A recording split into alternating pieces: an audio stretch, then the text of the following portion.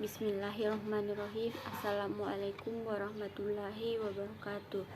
Perkenalkan, nama saya Surfadi Anggriani, Prodi Pendidikan Ekonomi semester 5. Baik, di sini saya akan sedikit menjelaskan tentang neraca pembayaran.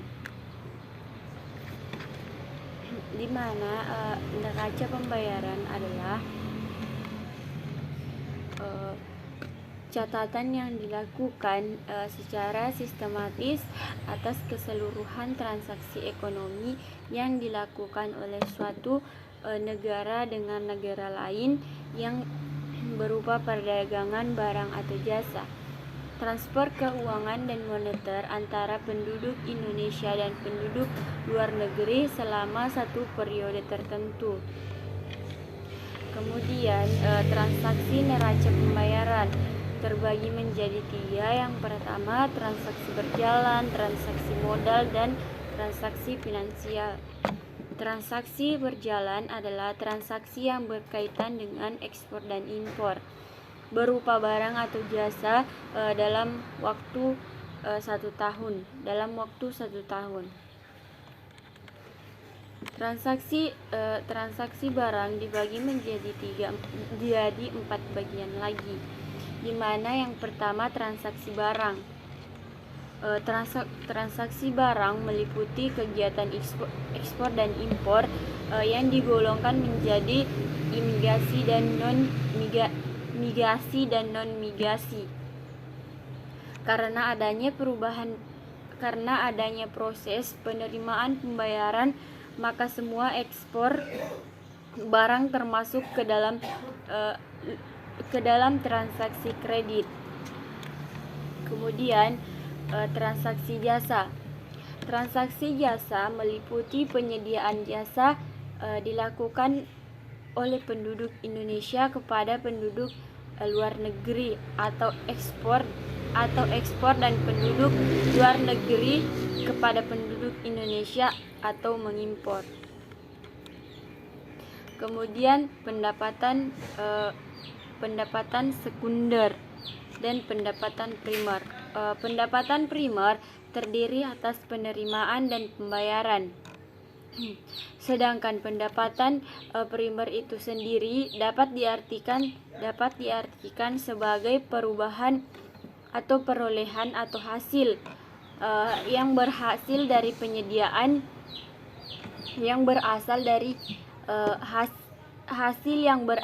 dari penyediaan faktor produksi tenaga kerja. Kemudian pendapatan sekunder. Pendapatan sekunder terdiri atas penerimaan dan pembayaran yang termasuk ke dalam pendapatan sekunder berupa transfer, penghasilan atau remitasi. Kemudian transaksi modal. Transaksi yang kedua, transaksi modal, biasanya dipakai untuk mencatat hasil yang diperoleh dari transaksi pengeluaran dan pendapatan modal. Transaksi modal ini terdiri aset tetap dan hibah investasi.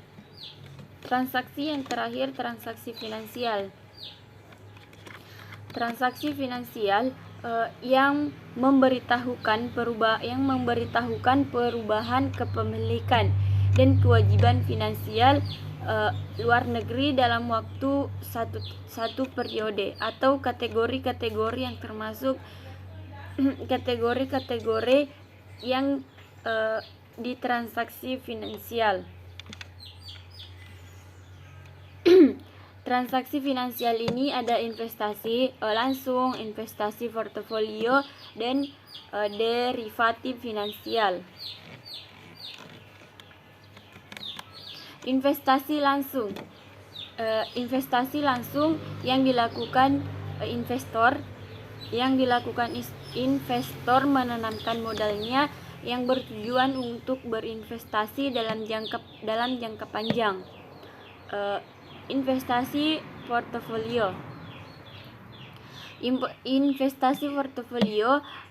Investasi yang keuntungannya didapatkan dari investasi surat-surat berharga.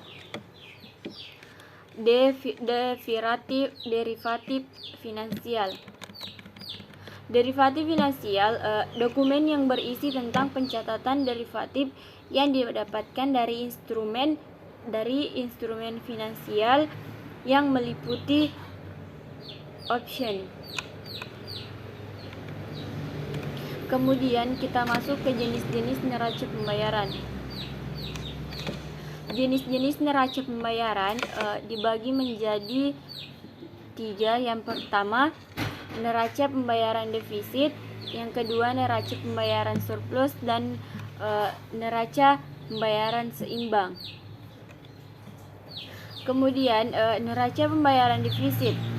Neraca pembayaran defisit adalah neraca yang menandakan bahwa nilai impor lebih besar daripada nilai ekspor.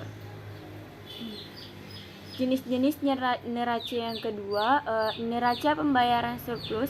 Neraca pembayaran surplus adalah yang menandakan bahwa transaksi debit atau jumlah yang harus dibayarkan ke luar negeri lebih kecil daripada penerimaan dari luar negeri. Jenis neraca yang ketiga, neraca pembayaran seimbang. Neraca pembayaran seimbang neraca yang menunjukkan bahwa transaksi pembayaran ke luar negeri atau transaksi debit jumlahnya sama dengan penerimaan dari luar negeri atau transaksi kredit. Kemudian tujuan neraca pembayaran. Tujuan neraca pembayaran untuk mengetahui keadaan perekonomian dalam hubungan internasional suatu negara. Untuk mengetahui atau mengamati keadaan perekonomian suatu negara bisa menggunakan neraca pembayaran. Dengan neraca pembayaran, maka pola umum perekonomian suatu negara bisa diketahui sehingga transaksi ekonomi bisa dilakukan dengan maksimal. Kemudian tujuan neraca pembayaran yang kedua untuk mengetahui sumber daya yang ada di setiap negara. Sumber daya yang dimiliki oleh suatu negara berbeda-beda. Oleh karena itu, suatu negara perlu mengetahui sumber daya yang dimiliki oleh negara lain agar bisa menjalani hubungan dalam perdagangan internasional. Kemudian komponen neraca pembayaran. Komponen neraca pembayaran yang pertama, neraca perdagangan, neraca lalu lintas modal, neraca hasil modal. Komponen neraca pembayaran. Neraca perdagangan sebuah data yang berhubungan dengan perbandingan nilai ekspor dengan nilai impor suatu negara yang terjadi dalam satu periode. Neraca lalu lintas modal. Neraca lalu lintas modal bisa dikatakan bahwa pencatatan yang ada di dalam neraca mencatat setiap pinjaman dari luar negeri atau kredit serta pinjaman atau kredit yang diberikan ke negara lain. Neraca hasil modal. Neraca hasil modal yaitu pencatatan yang ada di dalam neraca yang mencatat semua pembayaran dan penerimaan dividen, berbagai macam hadiah yang diberikan oleh negara lain, dan bunga gaji tenaga asing.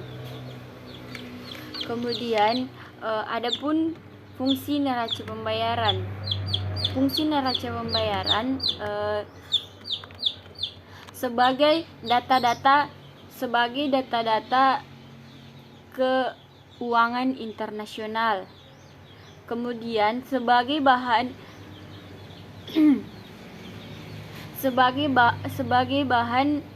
pemerintah dalam membuat keputusan atau kebijakan moneter yang dilaksanakan oleh suatu negara. Kemudian sebagai bahan pemerintah dalam mengambil keputusan di bidang perdagangan internasional. Demikianlah yang dapat saya jelaskan, lebih dan kurangnya mohon dimaafkan. Assalamualaikum warahmatullahi wabarakatuh.